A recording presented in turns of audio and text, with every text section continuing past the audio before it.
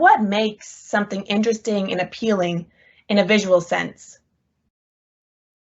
Well, there's this concept called the elements of design, and artists, like farmers, have identified the skills of the trade and certain common familiar aspects that viewers really enjoy. You as a farmer know that people enjoy great products. They value certain things. You know your customers. And so in a similar way, it's really analogous to what are some best practices that you can do as you start developing your photo list on your farm. So we're going to take a look at what those elements of design are. And essentially, just remember that you're focusing on the appeal of a product or a landscape or a message, and that creates visibility. And that visibility is your opportunity for a connection. And then you can continue to tell your story. And maybe between visibility and connection, you're focusing on getting past that short window of 8 to 10 seconds of somebody paying attention and clicking to shop and add an item to their e-commerce cart from your website, or signing up for your newsletter from your Facebook page.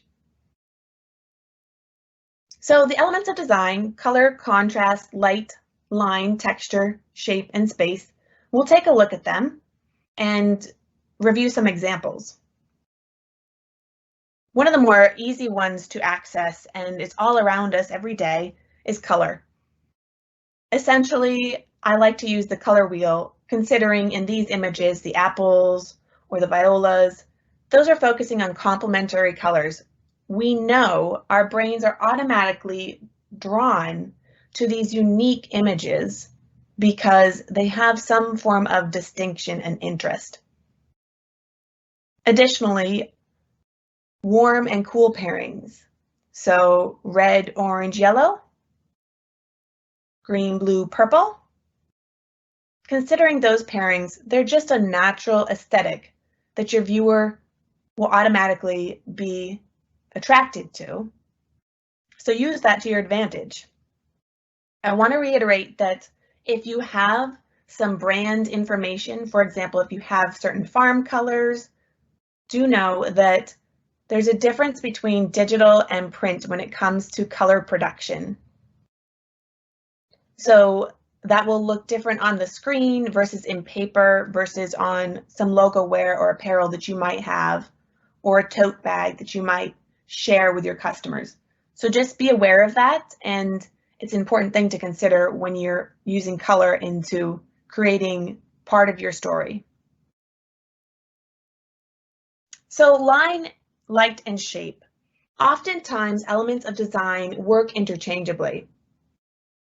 And I want to showcase how our eyes are drawn to certain elements of design just in everyday production scenarios in agriculture. So we see in the picture of the kale, there's an automatic focal point where the rows lead to the horizon.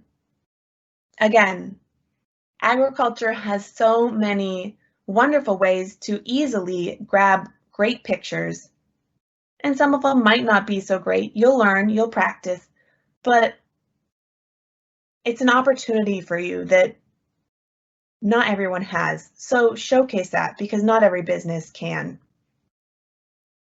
We see line taking place here in this dairy barn. We also see shape. And these are automatic interest points. Keep in mind, the whole point of elements of design is automatic interest points that we already know appeal to our viewers. A few more examples here. An implied circle, and in a three-dimensional and two-dimensional aspect. When it comes to humans and animals, implied line and shape is a really interesting one. So I have this example here of the dog and the goat. That's an okay picture of the dog, but it really could be better. This goat picture is very popular, and there's a few known reasons for this. A little tip, work in triangles when you are focusing on animals and humans. The eyes and our smile. Your viewer is most likely going to be a human. That's most likely who's going to be your shopper. So consider that connection. That's why we're doing this. And maybe you're taking pictures just for the sake of taking them. But if your object is to share your story with customers, you want to create a connection. Texture is another excellent way to get people's attention. It evokes memories and experiences. It's really crucial to that storytelling. And it can inform your imagination or expectations. Velvety blueberries.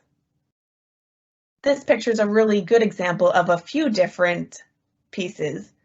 You have texture, you also have circle and cool colors. It's eye-appealing. People who have tasted wild blueberries see that and they want more blueberries. Similarly with the grains, just an up-close macro level view of what's happening in your production system day to day, season to season, sharing that message. It gives people a glimpse of what's happening to create that valuable product that you sell to them.